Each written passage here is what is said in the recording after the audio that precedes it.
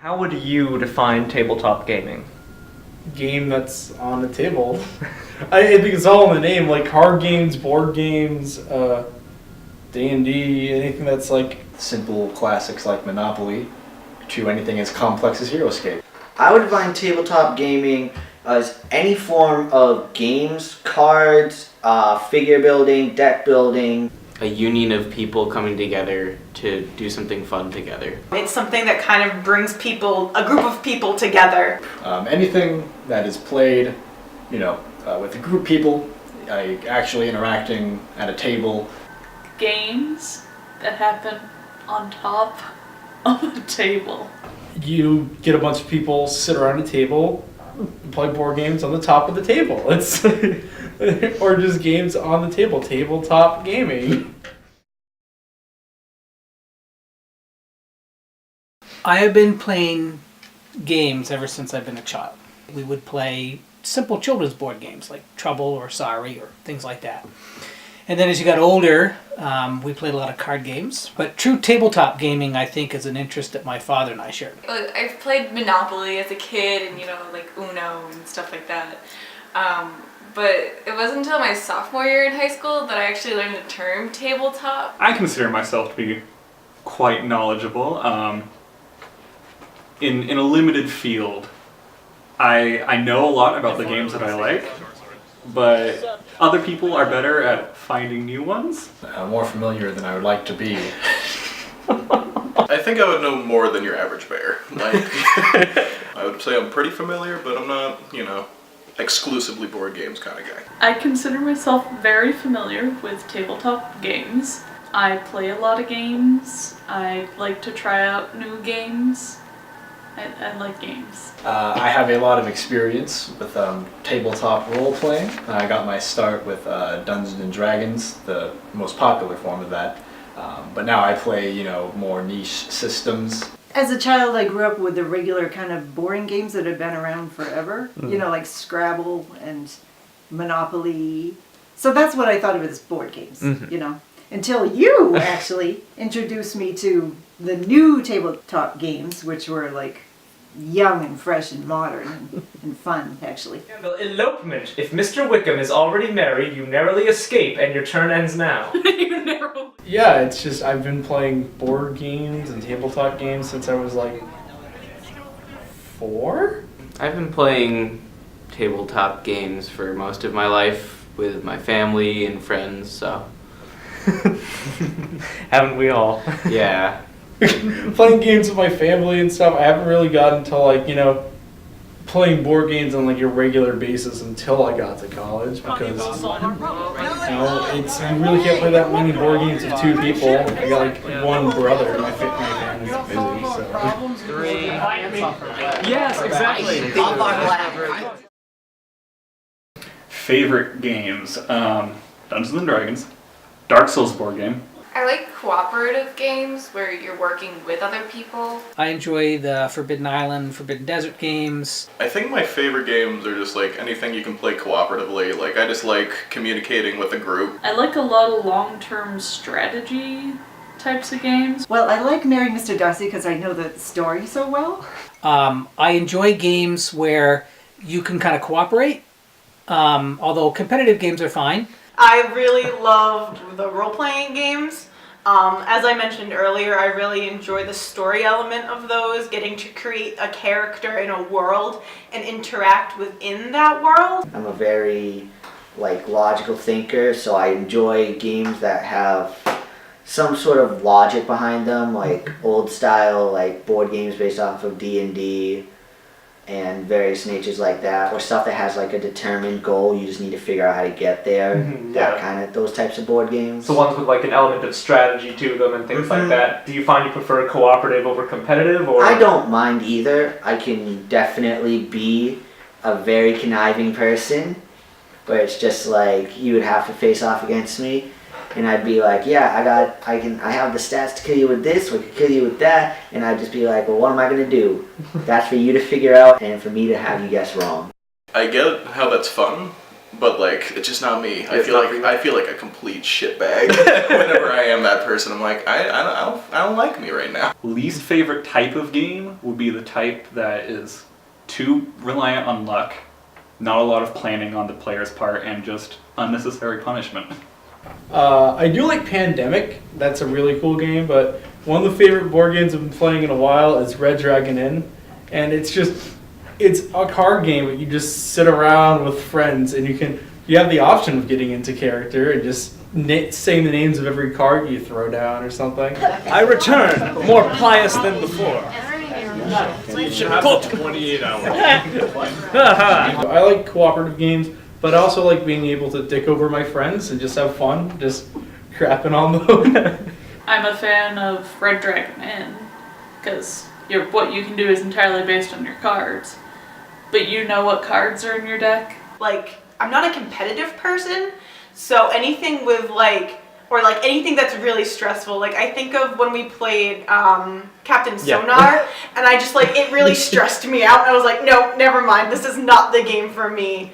Strategy games that you can really put some thought into, because I feel like that not only do tabletop games, they should bring people together and make people have fun together. Yeah, exactly. Smack this guy right in the face. I don't even need to use stamina. I need 2 black. Who's got black? They should be more thought-provoking, personally. There's too many to keep up with. I just play as many as I can. I like immersive experiences that are easy to pick up and play, and that aren't too complex in the rules department, and that can be played very quickly, where it's just a nice little jolt of fun and you're done. Yes! All right. Fascist. I was fucking liberal. Hitler.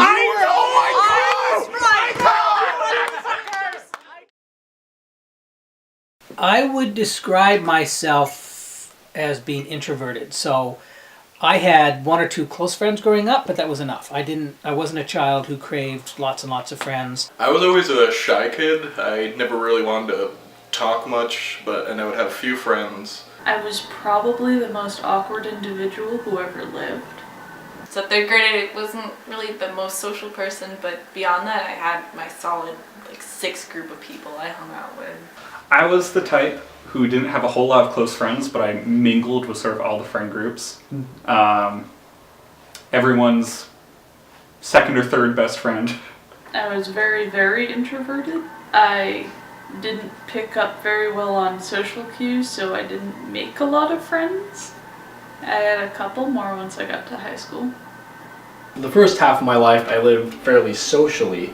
I still enjoy playing video games, but more in the sense that, young boys ages 6 to 10 like to play video games. That was back when my family lived in California, and I lived in bigger neighborhoods with a lot more kids, and so I typically got out more, had more friends at school. After we moved across country, a big shift like that for someone who's 11, 12 years old was pretty big, and I had trouble making friends after that, and so from there I tended to stick to smaller friend groups, 1 or 2 people. I've always been an introvert, so I never had tons and tons of friends. I had a lot of friends, but they all lived downtown, and I lived right off the highway. I'm a bit of a extrovert, but it's kind of hard to be an extrovert and hang out with your friends in real life when all of your friends don't live in the same neighborhood as you. I was definitely an introverted socialite, so I didn't have very many friends, and I wouldn't really go out to large gatherings, but I definitely had a small group of friends that I got along with, and we were pretty similar in nature. I was definitely more of an introvert. Played a lot of video games, a lot of people do. I probably, growing up, had maybe 3 or 4 really close friends, but there were maybe another 10 or 12 that I was friendly with, sort of thing, I'm more of an introverted person, but growing up, I feel like I had a really strong, smaller group of friends. It wasn't like I branched out a lot, but I had my close-knit group that I hung around with most of the time. When I'm at G2, I see people who are in a social situation that they are 100% comfortable with. Fuck you! Fuck you! And that makes another player drink. You got her? You got her! They get excited, they tell jokes, they're talking to people they've never met before, they're learning people's names, making connections. I look forward to it.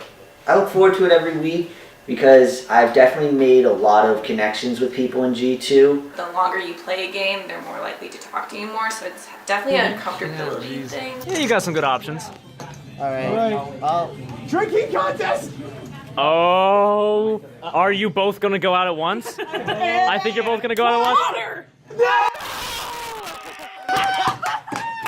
Son of a bitch! Oh my god!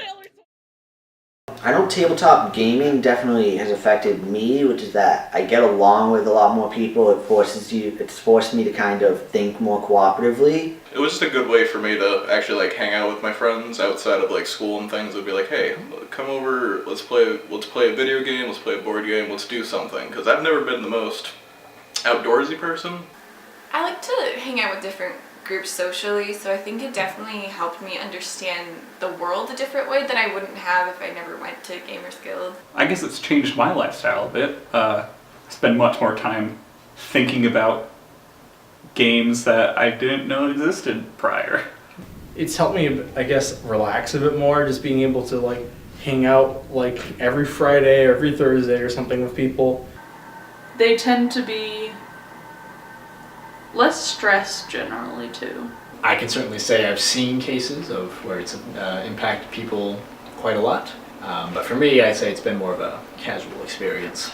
My brother particularly, he was a really socially awkward kid, but then he started like playing D&D, and especially when he started DMing, he was able to kind of deconstruct and then figure out what you were supposed to do, and it made him more personable. Coming home from work or something and seeing like the whole kitchen table in the middle of the living room with 10 of you around it and just having fun, and having been there since 10 in the morning and they don't leave till like 8 or 9 at night, and like cooking supper for everybody. I just loved it. It was so fun. As a school principal, K through 6 elementary, one of the things that saddens me a great deal is that children and parents don't seem to spend any time together. The thing that I remember most about growing up was those feelings of a whole family getting together, or my father and I getting together as a family, just to play games and laugh. But really, I think what gaming does when you're with a family is so you can spend time together and really enjoy each other's company. I think I maintain what I'm doing now, where it's just like a fun thing. It's just something I like to do. It depends on where I live, I guess. Like, what's the community? If there's a group of people that want to play, then I'll be like, yeah, sure. I think I will. As long as I have other people around me who also maintain that hobby. If I get people to play with, hell yeah. Because the thing is, like, you can't play tabletop games with like 2 people. You need to have like at least 3 or 4. It'll definitely be a hobby I maintain, probably with my group of friends. I certainly foresee it as a way that I will continue to keep in touch with friends.